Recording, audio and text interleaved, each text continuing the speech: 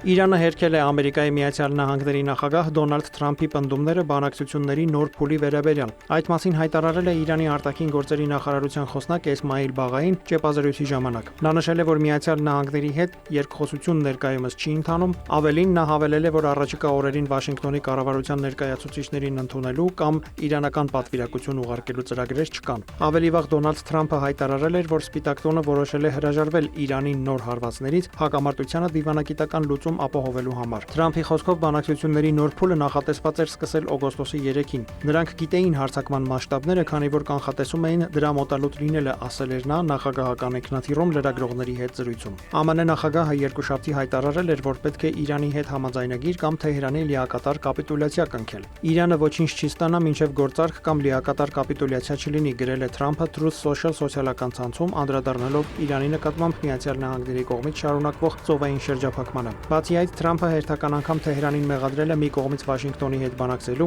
մյուս կողմից հրապարակավ այդ բանակցությունը հերքելու համար։ Նրանք խնդրում, իսկ ոմանց կարծիքով աղաչում են մոտ ապագայում պլանավորված բանակցություն անցկացնել, սակայն հրապարակավ պնդում են, թե ոչինչ էլ չեն քննարկում, ընդգծել է Սպիտակ տան ղեկավարը։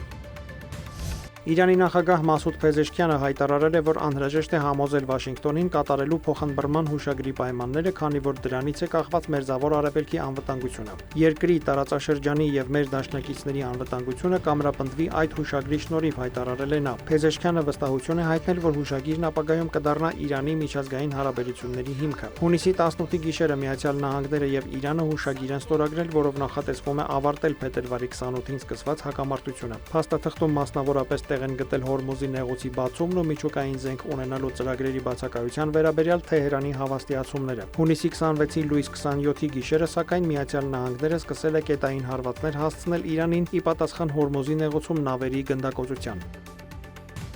Իրանը բանակցություններ է վարում Օմանի հետ Հորմուզի նեղուցով նավերի անցման հարցում փոխանցման հասնելու վերաբերյալ, ըստ Թասնիմի ճեպազրույցի ժամանակ հայտարարել է Իրանի արտաքին գործերի նախարարության խոսնակ Էսմայիլ Բաղային։ Նրա խոսքով Իրանը փորձում է հնարավորինս շուտ Օմանի հետ խորհրդակցելով որոշել երթուղին, որը բնականաբար ժամանակավոր կլինի, եւ դրա հիման վրա ապահովել Հորմուզի նեղուցում նավարկության անվտանգությունը։ Չնայած բանակցությունները երկկողմանի են, մյուս պետությունները նույնպես կարող են նպաստել իրավիճակի կայունացմանը, ասել է Բաղային եւ հավելել, որ Հորմուզի նեղուցի վերաբերյալ հետագա որոշումները կկայացվեն ավելի ուշ։